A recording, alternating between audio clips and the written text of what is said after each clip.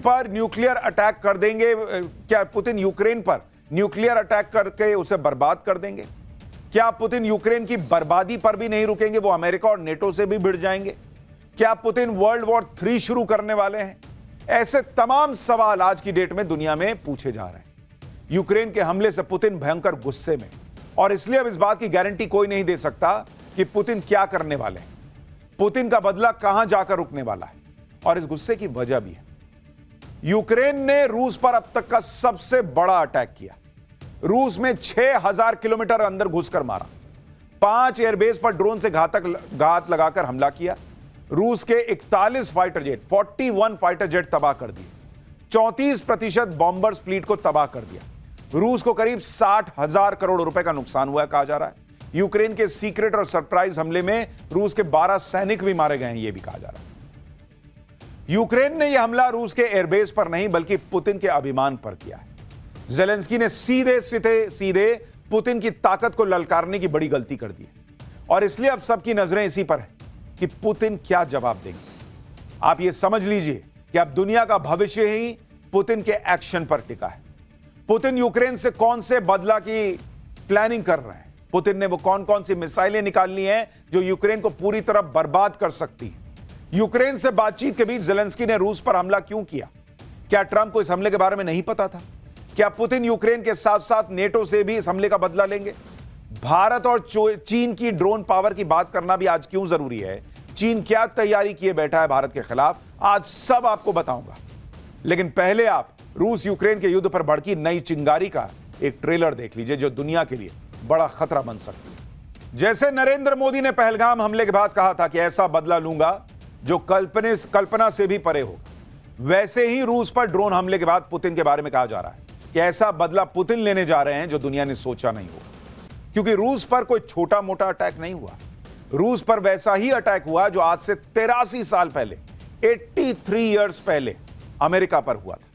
यह 1941 की बात है, जब दूसरा विश्व युद्ध चल रहा था। तब जापान ने अमेरिका के नेवी बेस पर अचानक हमला करके अमेरिका के 21 बड़े बड़े जहाज खड़े खड़े तबाह कर दिए थे और 350 से ज्यादा प्लेन बर्बाद कर दिए थे, और इसमें अमेरिका के 2400 सैनिक और दूसरे लोग मारे गए थे। इसी हमले के बाद अमेरिका दूसरे विश्व युद्ध में कूद गया था, और फिर दूसरा विश्व युद्ध खत्म तब हुआ जब एटम बम फोड़कर अमेरिका ने जापान को तबाह कर दिया, और फिर जापान ने सरेंडर किया।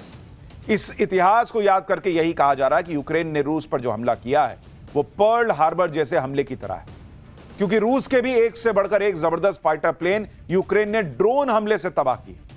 और इसी के बाद सवाल पूछा जा रहा है कि क्या जैसे पर्ल हार्बर हमले के बाद वर्ल्ड वॉर 2 में अमेरिका घुस गया था, वैसे ही अब वर्ल्ड वॉर 3 शुरू होगा क्या? क्या पुतिन भी इस जंग को वैसे ही एटम बॉम्ब तक लेकर जाएंगे जैसे दूसरे विश्व युद्ध में अमेरिका ने कर दिया था? परमाणु हमले की चर्चा इसलिए भी तेज हो गई है क्योंकि रूस में इस वक्त मिलिट्री मूवमेंट के वीडियो वायरल हो रहे हैं। बड़े बड़े मिलिट्री ट्रक आप देखिए ना बॉस, बड़े बड़े मिलिट्री ट्रक पर भारी भरकम हथियार मूव किए जा रहे हैं। इन वीडियो को लेकर दावा है कि रूस अपने पावरफुल हथियारों को लॉन्चिंग पोजीशन पर ले जाकर रेडी कर रहा है। आप देखिए इन तस्वीरों को। इन वीडियो को लेकर ऐसा भी दावा है कि इन ट्रक्स में न्यूक्लियर वॉरहेड ट्रांसपोर्ट किए जा रहे हैं, और अगर ऐसा है तो यह बहुत खतरनाक है, क्योंकि आप उसकी साइज देखिए बॉस, ये साइज देखकर ही दुनिया हड़क गई है कि दिखने में जो इतना भयंकर है, अगर इसके अंदर न्यूक्लियर हथियार है, न्यूक्लियर बॉम्ब है ये, और अगर ये चल गया तो यूक्रेन तो मिट्टी में मिलेगा, ये आसपास का इलाका बर्बाद हो जाएगा। रूस और दुनिया भर में ऐसी खबरें चल रही हैं कि रूस ने परमाणु हमले से जुड़े कमांड पोस्ट को हाई अलर्ट पर रख दिया है। परमाणु बम से जुड़ी मोबाइल यूनिट्स और सीक्रेट ठिकानों को एक्टिवेट कर दिया गया है। सैटेलाइट के डेटा में रूस की न्यूक्लियर ठिकानों के आसपास भारी मिलिट्री एक्टिविटी देखने की भी खबरें आ रही हैं। ब्लैक सी में युद्धपोत की तैनाती का भी दावा किया जा रहा है। यानी तमाम ऐसी खबरें आ रही हैं जो बीपी बढ़ा दें, जो तनाव बढ़ा दें, जो टेंशन बढ़ा दें।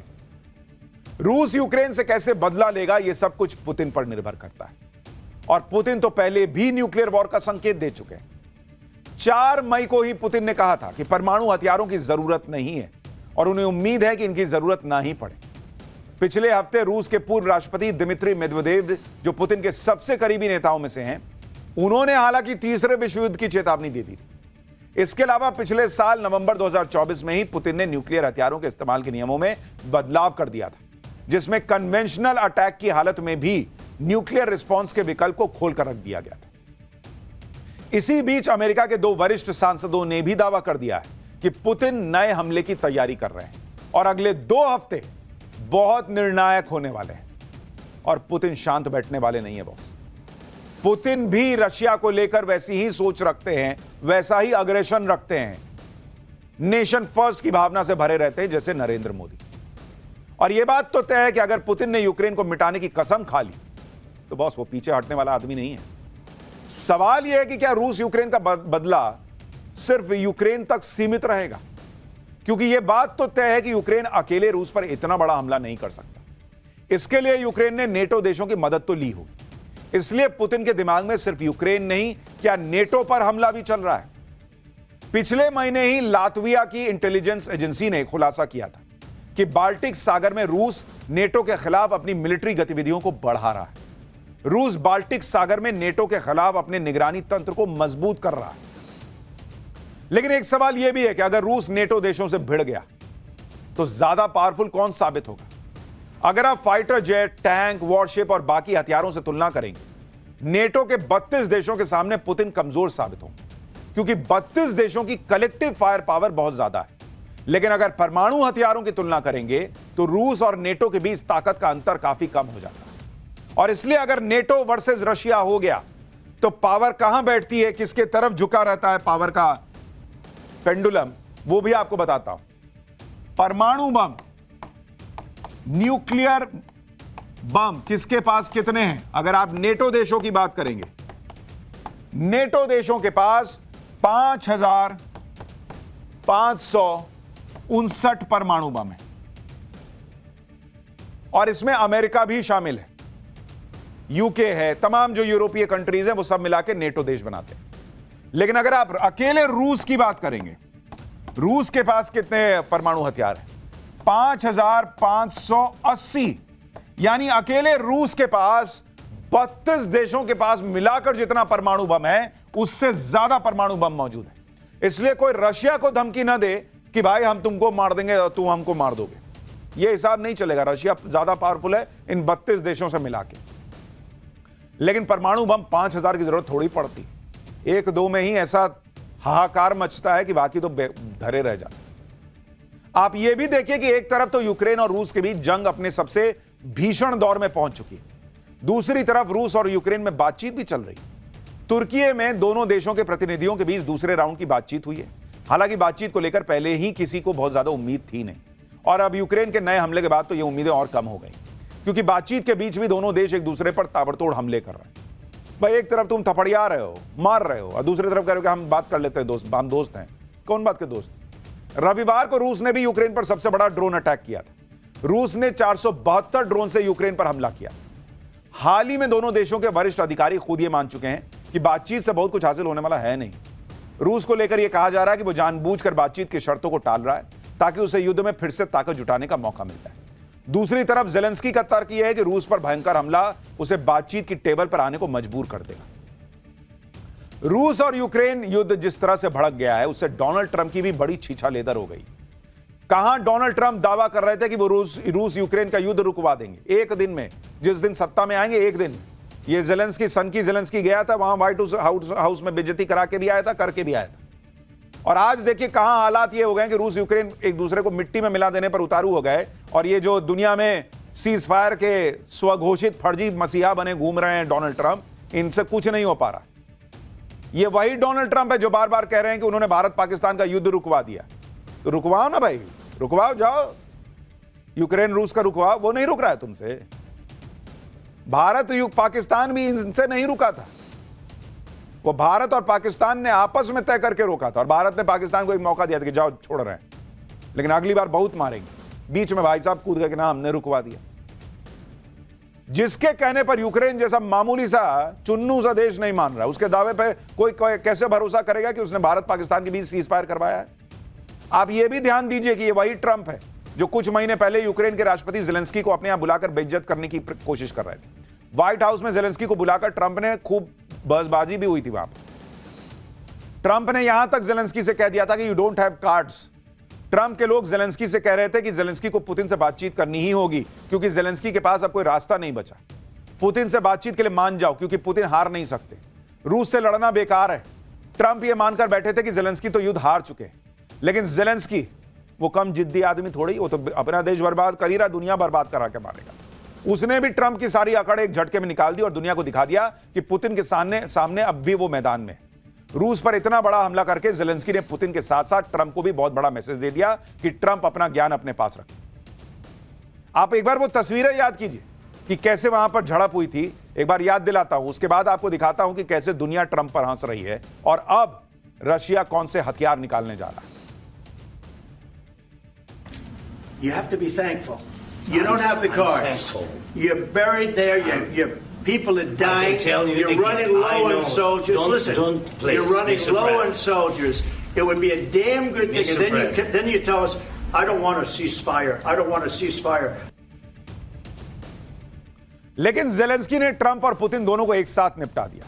यूक्रेन ने रूस पर जो अटैक किया वो रूस पर हुआ अब तक का सबसे बड़ा अटैक, जिसमें यूक्रेन ने 6000 किलोमीटर से भी ज्यादा अंदर तक रूस में घुसकर उसके 5 एयरबेस तबाह करने का दावा किया है। जिन एयरबेसेस पर अटैक हुआ आपको उनके बारे में भी बता देता हूं। यूक्रेन बॉर्डर से रूस का अमूर एयरबेस 6000 किलोमीटर दूर है। बेलाया एयरबेस 4300 किलोमीटर दूर है। ओलेनिया एयरबेस ये 2000 किलोमीटर दूर है। इवानोवा एयरबेस जो 900 किलोमीटर दूर है और डाइगिलेवो एयरबेस करीब 700 किलोमीटर दूर है। यूक्रेन के बॉर्डर से इन 5 रूसी एयरबेस की लोकेशन एक मकड़ी का जाल जैसा बनाती है, इसलिए यूक्रेन ने इस ऑपरेशन का नाम भी स्पाइडर वेब दिया है। यूक्रेन ने ऐसा ऑपरेशन स्पाइडर वेब चलाया कि रूस को पता ही नहीं चला और यूक्रेन बॉर्डर से हजारों किलोमीटर दूर रूस के साइबेरिया तक यूक्रेन के ड्रोन्स घुसाए थे। लेकिन आखिर यह मुमकिन कैसे हुआ कि हजारों किलोमीटर दूर भी ड्रोन्स भेजकर यूक्रेन ने हमला कर दिया? आप ये सोचिए कि जितनी दूर तक ड्रोन्स पहुंच गए उतनी दूर तक हमला करने वाली मिसाइलें ही बहुत कम होती हैं। लेकिन यूक्रेन ने जो ड्रोन हमला किया वो आने वाले युद्धों के लिए एक मिसाल है, क्योंकि यूक्रेन के ड्रोन अटैक की इनसाइड स्टोरी आप सुनेंगे तो हैरान रह जाएंगे। यूक्रेन जानता था कि वो बॉर्डर से तो इतना बड़ा अटैक और सटीक ड्रोन अटैक कर नहीं सकता। सब भारत थोड़ी है कि यहीं से मारे फोड़ दिए। यूक्रेन के औकात की बाहर की बात, इसलिए उसने एक अलग और बेहद नया तरीका अपनाया और वो किया जो आज तक किसी ने नहीं किया था। यूक्रेन की सुरक्षा सेवा SBU रूस पर इस ड्रोन अटैक की प्लानिंग 18 महीनों यानी 1.5 साल से कर रही थी। SBU के एजेंट्स ने सबसे पहले 150 छोटे FPV ड्रोन और 300 गोला बारूद कजाकिस्तान के रास्ते रूस की सीमा में पहुंचाए। यूक्रेनी ड्रोन्स को लकड़ी के केबिन्स के अंदर छिपाकर रूस में तस्करी के जरिए पहुंचाया गया। इसके बाद इन लकड़ी के केबिन्स को रूस के ट्रकों पर लाद दिया गया, जिन्हें हजारों किलोमीटर दूर रूसी एयरबेस के पास तक पहुंचाया गया। इसके बाद ट्रकों पर लदे लकड़ी के कैबिन्स की छतें रिमोट कंट्रोल के जरिए खोली गई। यूक्रेन के ड्रोन्स में ऑटो होमिंग तकनीक थी जो आर्टिफिशियल इंटेलिजेंस के जरिए टारगेट सेट करती है। एक बार टारगेट सेट होने के बाद ट्रकों से ही यूक्रेनी ड्रोन्स ने उड़ान भरी और हमला शुरू कर दिया। अब आप एक वीडियो देखिए जो सोशल मीडिया पर वायरल है, जिसमें एक रूसी एयरबेस के पास हाईवे पर खड़े ट्रक से यूक्रेन का FPV ड्रोन उड़ान भरता दिख रहा है। देखिए वो ऐसा कंटेनर जैसा है और उसमें से ड्रोन निकल के जा रहा है। इसी तरह से यूक्रेन ने कुल 117 ड्रोन्स को ट्रकों से लॉन्च किया। बताया तो यह भी जा रहा है कि जिन ट्रकों के जरिए ड्रोन अटैक किया गया वो ट्रक भी सेल्फ डिस्ट्रक्शन टेक्निक से लैस थे। आप देखिए कैसे अभी फट जाएगा। इसका भी एक वीडियो सोशल मीडिया पर चल रहा है जो अभी आपको दिखा रहा हूं, जिसमें दिखता है कि कुछ लोग ट्रक के पास खड़े हैं, तभी ट्रक में ब्लास्ट हो जाता है और ट्रक खत्म हो जाता है, जल जाता है।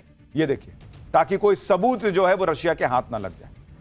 यूक्रेन के राष्ट्रपति जेलेंस्की ने भी इसे अपनी सेना का अब तक का सबसे लंबी दूरी का हमला कहा है, जिसमें रूस के 41 फाइटर जेट्स नष्ट कर दिए गए। आप देखिए ना भाई, प्लेन के जलने के विजुअल है, क्योंकि ड्रोन में कैमरा भी था। तो जैसे वो आतंकी कई बार वीडियो बनाते हैं, उस ड्रोन से ये वीडियो ले लिया गया। भारत ने जो पाकिस्तान में फोड़ा होगा ना, ऐसे ही जला होगा पाकिस्तान, पर चूंकि हमने तो दूर से ही मिसाइल से फोड़ दिया था, लेकिन ये ड्रोन से है तो उसमें कैमरा भी था तो दिख गया। रूस ने भी अब इसकी पुष्टि कर दी है। यूक्रेन ने रूस पर FPV यानी फर्स्ट पर्सन व्यू ड्रोन से अटैक किया।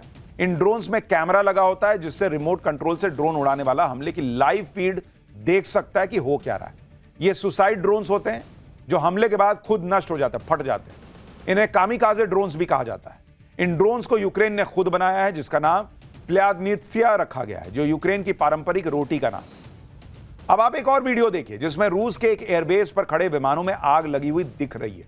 यह वीडियो यूक्रेन के एफपीवी ड्रोन्स ने बनाया, जिसमें ड्रोन अटैक भी दिखता है, प्लेन नष्ट होते भी दिखते हैं, जिसकी लाइव कवरेज यूक्रेन में एसबीयू एजेंट देख रहे थे। एक दूसरा वीडियो देखिए जिसमें रूसी एयरबेस के रनवे पर खड़े विमानों में जबरदस्त आग लगी दिख रही है, एक के बाद एक धुआं धुआं हो रखा है। एक और वीडियो सामने आया है जिसमें एक रूसी एयरबेस तबाह हो चुका है और धुएं का गुबार उठता हुआ दिख रहा है और आसमान में एक यूक्रेनी ड्रोन भी उड़ता हुआ दिख रहा है। आपको वो ड्रोन भी दिखाता हूं जिसने रूस के बड़े बड़े फाइटर जेट्स को सेकंड्स में तबाह कर दिया।